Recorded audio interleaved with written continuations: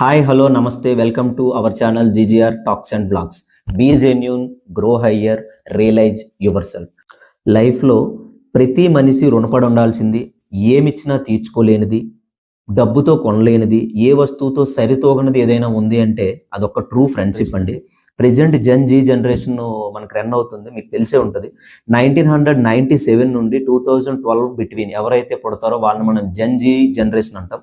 So చాలా తెలివైన వాళ్ళు, చాలా షార్ప్గా ఉంటారు, ఎవ్రీథింగ్ ఓకే. బట్ వీళ్ళు డ్రాబ్యాక్ అని చెప్పను, బట్ నా పర్సనల్ లైఫ్లో నేను ఎక్స్పీరియన్స్ చేసింది ఏంటి అంటే, వీళ్ళు ఈజీగా ఎవరినైనా నమ్మేస్తారు, ఈజీగా పర్సనల్ లైఫ్ని షేర్ చేసుకుంటారు అండ్ ఈజీగా బాధపడిపోతూ ఉంటారు కూడా. Don't choose a good friend, choose a friend and make him in to good.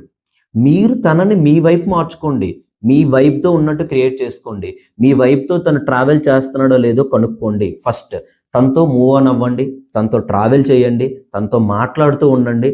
మీకు ఏదో ఒక సిచ్యువేషన్లో ఒక ట్రస్ట్ వస్తుంది. ఆ ట్రస్ట్ వచ్చినప్పుడు మాత్రమే పర్సనల్స్ షేర్ చేయండి. ట్రస్ట్ లేకుండా పర్సనల్స్ దయచేసి ఎవరు షేర్ చేయొద్దు. ఎందుకు అంటే నమ్మకం ఉన్న చోటే మోసం ఉంటుంది, మోసం జరిగిందంటే పక్కాగా నువ్వు నమ్మే ఉంటావు. సో ఇది నా point. Who is your best friend or good friend, who is your fake friend? For suppose నువ్వు ఒక ప్రాబ్లంలో ఉన్నావు, కష్టమని కూర్చున్నావు, నీ గుడ్ ఫ్రెండ్ అనేవాడు నిన్ను వదలడు, నీతో పాటే ఉంటాడు. నువ్వు ఒక ప్రాబ్లం, నీకు ఒక సమస్య వచ్చిందని చెప్తావు, వాడు వెంటనే మాయమైపోతాడు, వాడు కంపల్సరీ ఫేక్ ఫ్రెండ్.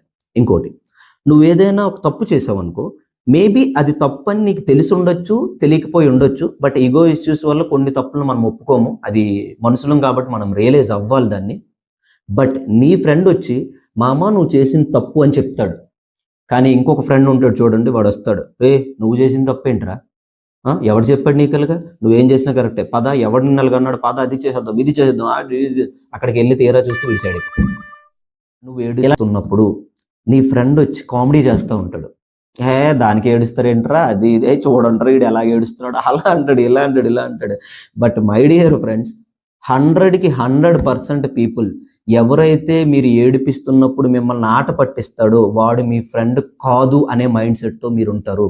కానీ మీరు ఏడుస్తున్నప్పుడు కూడా ఏదో ఒకటి చేసి తన నెగిటివ్ అనుకోనియండి, బాధపడియండి, మిమ్మల్ని నవ్వించాలని చూస్తాడు చూడండి, వాడు మీకు నిజమైన ఫ్రెండ్. మీరు ఏడుస్తున్నప్పుడు మీకు సపోర్ట్ ఇచ్చి మీ ఇష్యూని, మీ ప్రాబ్లమ్ని వేరే వాళ్ళ దగ్గర తన టైం పాస్ కోసం మాట్లాడుకుంటాడు చూడండి, వాడు ఫేక్ ఫ్రెండ్ అంటే. Please subscribe to GGR Talks and Vlogs. Thank you all from your GGR.